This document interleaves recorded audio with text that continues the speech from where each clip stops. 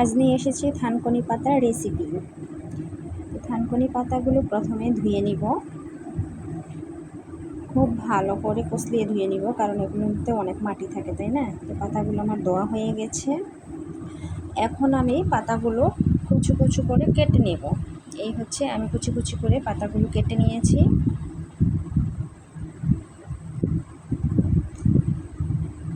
দিয়ে দিয়েছি লবণ,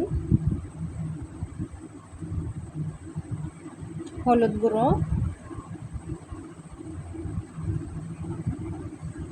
পেঁয়াজ কুচি, ধনিয়া গুঁড়ো,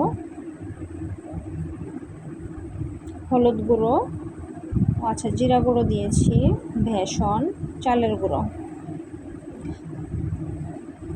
কিছু কাঁচামরিচ কুচি করে আমি কেটে নিয়েছি। যারা ঝাল বেশি খান তারা হচ্ছে মরিচ গুঁড়োও দিতে পারেন। তো আমি ঝাল কম খাই, যার কারণে হচ্ছে আমি শুধু কাঁচামরিচ দিয়েছি।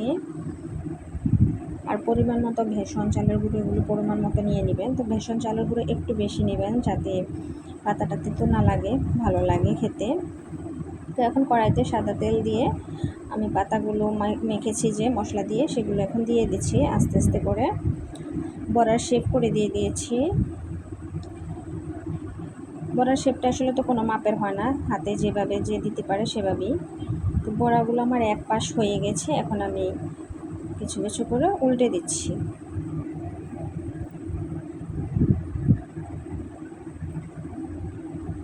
তো এখন আমার বড়াগুলো হয়ে এসেছে, তো আমি নামিয়ে নিচ্ছি। আর বাকি অংশগুলো এরপর আবার দিয়ে দিব।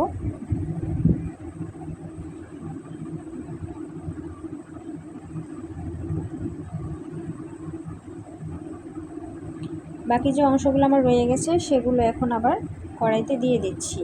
কড়াইতে আগে যে তেল ছিল ওগুলোর সাথেই আমি দিয়ে দিচ্ছি।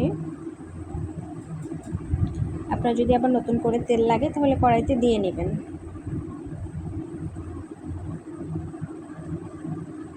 তা আগের মতোই এক এক করে আমার হাতে যেরকম শেপ আসে ওরকম করে আমি দিয়ে দিচ্ছি কড়াইতে।